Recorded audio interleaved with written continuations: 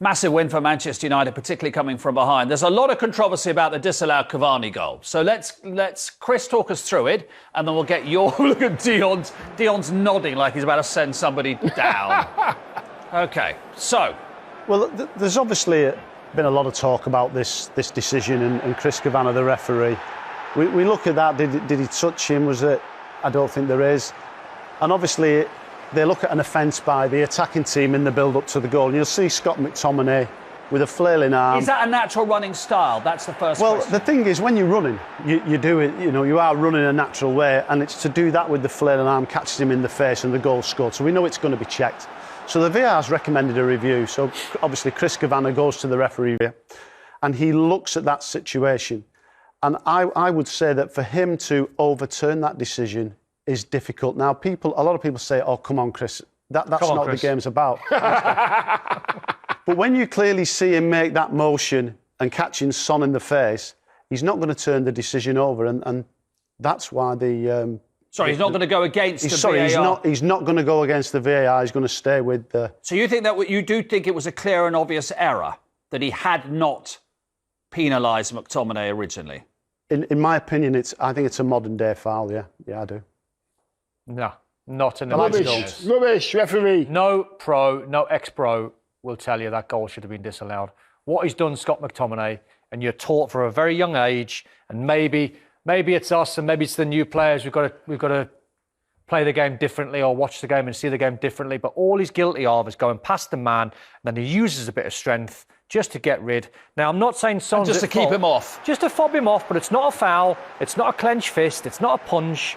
Now, where I feel a little bit for Son is, this sounds really crazy, but they can hurt. If you got a fingernail in the eye, they could sting. You could get a broken nose, they could sting. It's not a foul, it's accidental. There's 22 players on a football pitch. There's going to be collisions. That was accidental from Scott McTominay. That goal should never, ever, ever be chalked off. Not in a million years. What he said. Everything he said. Everything he said is absolutely spot on. It's embarrassing. And I think if you look at the players that play the game now, forget the play. Look at players like Pogba. He's a prime example. He's always doing this. Plays with his arms. As a midfield, Don's as a midfield player, Don has to get by somebody, get by him with the ball, and then you have to sort of get yourself free. Do you not, with your refereeing hat on, do you accept that? There has to be a little bit of holding off and strength and fending off, and there will be accidental collisions. Yeah, there will. I mean, if you look at corner kicks, you're always going to get people jostling for position. So why is that not under the accidental collision category? I don't think it is an accidental collision because he's not in a natural running movement. He's actually gone like that. I mean, Don, when he did this, but when he's got his hand there in his face and he catches him, it's difficult for the referee. To be fair, I think Son's tried to pull him back a bit as well. I think that, let's get it right, it's an absolute, it's a 100% wrong decision. 100%. Referee's got it absolutely. Totally agree. Completely wrong. If it's an elbow, yeah, 100%. Which we've seen over the Correct. years, you go, yeah, he's trying to do him there, or that's just sort of above the law, if you like. But when you see like a finger off or a hand off, you're always taught in training, it will happen a million times in training, when you're doing 7v7s and the pitch are not as big, and me and Dion are jostling for a ball, and he's trying to outstrength me, and I'm trying to fob him off, and I go like that, and I might catch him a little bit higher. Chalk a goal off for that. I think, that is the talking point, because if you took that incident in isolation in the middle of the field that didn't lead to a goal, the referee gives a free kick, somebody puts their hand on the ball, and play, correct, it becomes a major talking point because a goal is scored. But as I said, the final decision rests with the on-field match official, who's had the opportunity to go to the screen, and he had a look at it again. I don't think the ref, is it Chris Cavani? Chris Cavani. Yes. I don't think he looked comfortable low. In my humble opinion, and I could be... What disallowed the goal? I think so. I think I've seen something in his sort of face.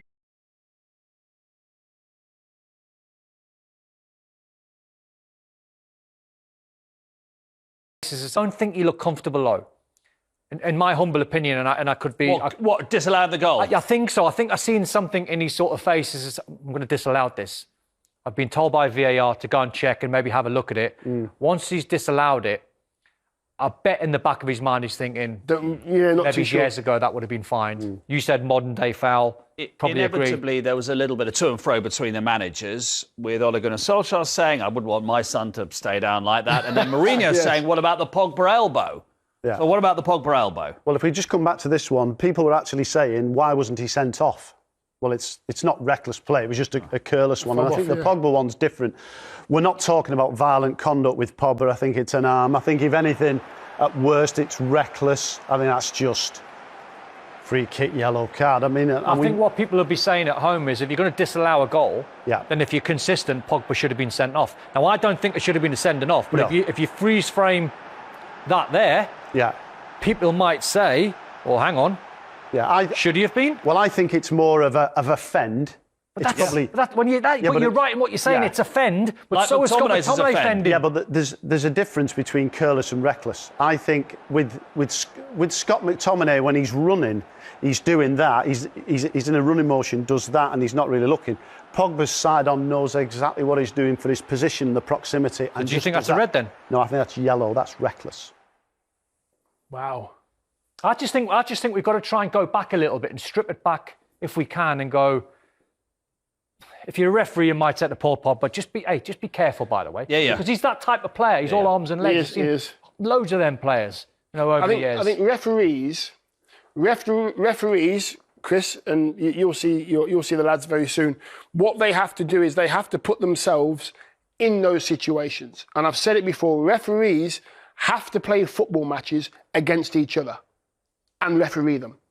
That's what you have to do to realise how the body works. Subconscious, Dion, isn't it? It is. So if they were to do that, they would realise the mechanics of the body and how you push and pull. And you just say to it's a great thing for them to learn. And you say to a couple of refs, just go and relax, just go and play a little 5v5. And I'll guarantee you, if it was filmed, you'd see a ref going out to someone. Right, and then getting on the ball. Yeah. It's natural. The way the game natural is. movement. It's natural. Movement.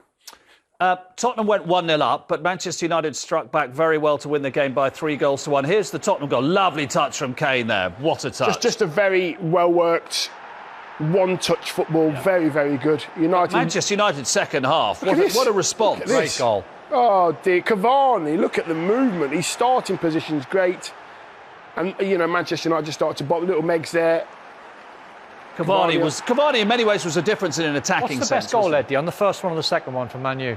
Great movement. Possibly the second one, possibly the header, the ball in.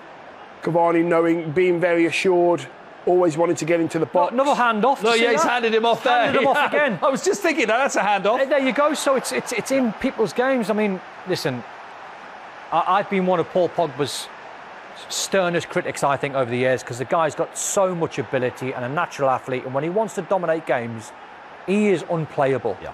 When I look back at people like Patrick Vieira and Steven Gerrard and Paul Scholes and the best I played against, wouldn't want to play against Paul Pogba. No. So he has been well up for the fight of late. Yeah, you know what? I think the fending off incident, Chris, is the reaction of the players. And Son's gone down and said, right, he's just hit me in the face. What are you going to do? That's what he's done, and made the referee make a decision. A lot of players just get on with it. After all the games amongst those who are battling to get into the Champions League places, that's what it looks like, gentlemen. Everton, we were having a joke there that Everton are going to have 2 games in hand in about 10 years' time, aren't they? But they still have. How far down are you going for Champions League places? Liverpool. Tottenham, no chance. Too many horses to get by there. Yeah. I'll have to agree with that, Don. And then they're all vying for 3rd and 4th. You wouldn't give Everton an outside sniff. If they win their 2 games in hand, they'd be on 53. I mean, I would if they happened, but I mean, Everton have been in this scenario all season where they've had 2 games in hand, and then the very next game where you think if they win it, they can jump close to top 4, they seem to draw it or lose it. Yeah. So Liverpool for you? Down to Liverpool? Yeah, I think Liverpool. I don't think Spurs are consistent enough. They haven't got good enough players. Everton would take Europa League football. I think for Carlo Ancelotti to have that market with a bit more money in Europe next season, I think they'd take that. Next season with fans in the stadium, Europa League football would be great for them. They're going to attract some bigger signings. You know what? I think. Should we have a quick look at some fixtures while we do? Carry on talking, but let's show the fixtures. I think out of that group of players, a group of teams, I think Spurs are the most precarious side. Because when they lose Harry Kane, because they will lose him, because they're not winning anything and he wants to win things, they'll lose Son and they'll lose others and they'll lose others. Quite a knock-on effect. And I think they're going to be pretty precarious. We're going to start with the Tottenham fixtures because, as Dion has just said there, time is running out, to be blunt, isn't it, for the top 4? It is, It's really running out. It's not the worst bunch of fixtures by any means. No. I don't see Tottenham hitting 4 wins on the spin. Even the fixtures, when you look at them, on paper they're quite kind, but you know, they should have beat Newcastle last week, but it didn't happen. So Actually, got to going to Goodison. Well, you look at the away games in there. Goodison and Ellen Road Leeds, and difficult. King Power. Almost said Filbert Street then. Filbert Street, yes. I used to live on Filbert Street, yes. I don't know if it was this season or last season. Yeah, exactly. But Everton went to Tottenham and bopped them off the pitch, didn't they? Yes, they did. First day of the season, I think it was. absolutely. Right, Liverpool fixtures then. So that's the Tottenham fixtures. Liverpool, who've got a little bit of form going. Old Trafford's obviously the really hard game in there. But Southampton, West Brom, Burnley, Palace. Kind. That's kind. Yeah. I mean, don't get me wrong. These are the remaining fixtures now. The season ends on 23rd of May. Leeds will be a test.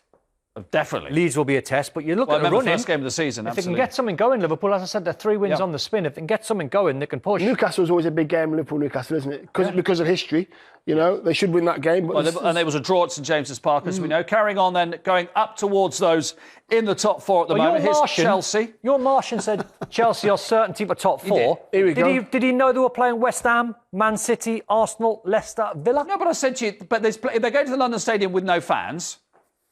He fancies them against Arsenal very much And at Brighton. home, and Leicester at home, And Fulham. and Fulham at home, yes, he's happy, Mr. Martian. That's not done yet. You think? Not done yet. Depending on how far they go in the Champions League. Yep. This is the interesting one, though. Bearing in mind what happened last season. That's unbeaten. Look at that. That's unbeaten. Look at that.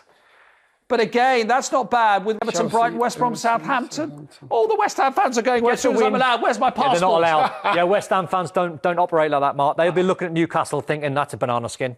That's how it is. First game of the season was a home defeat to I Newcastle. was there. And they Remember? got battered. And then it was Wolves and Arsenal to come, and we're going, well, how many games before West Ham get a point? The Arsenal game was the turning point. Even though they lost, they played really well, didn't they? Yeah. And let's keep on going up the table then. This for me is almost the most interesting of the lot. Oh, the last 3. Last 3 games. Because it's the last 3, isn't it? And it was the last game of last season was the home defeat to Man United, which cost them top 4. Wow. Oof. It's a difficult... I mean, you'd expect them to get... I would expect them to get 9 from their first 4. I think they're going to have to. 9 from their first 4 they'll have to get. The last 3 are so tough. And they could, of course, have an FA Cup final in there before the last game of the season. That's true. Oh, dear. Pressure's on. With a lot of injuries as well. Vardy, no goals and 10. We've given Man United obviously Man City. We've given Man United Champions League. Definitely. That's fair enough. Isn't it? Yeah. That's very good for How Ollie. exciting is that? Top 4. Brilliant top. And it's probably going to go down to the wire, isn't it? I think so. It's going to go down to the last day of the season. I'm going to start texting all my West Ham friends. It's going to be such fun. They're going to be like, no, go away, don't say anything. Look at you, like, trying to get a bit of pleasure out of other teams losing. My dad supported West Ham. I have a very sort of, because he loved Trevor Brooking, really. Why not? Why not? So he wasn't bad. Yeah. Trevor's all right, wasn't he? West Ham in the Champions League would be an amazing story. In that stadium. In that stadium. Noble's final season at West Ham. that'd be playing Juventus and Real Madrid. Oh, you've sold it, Mark. You've sold it.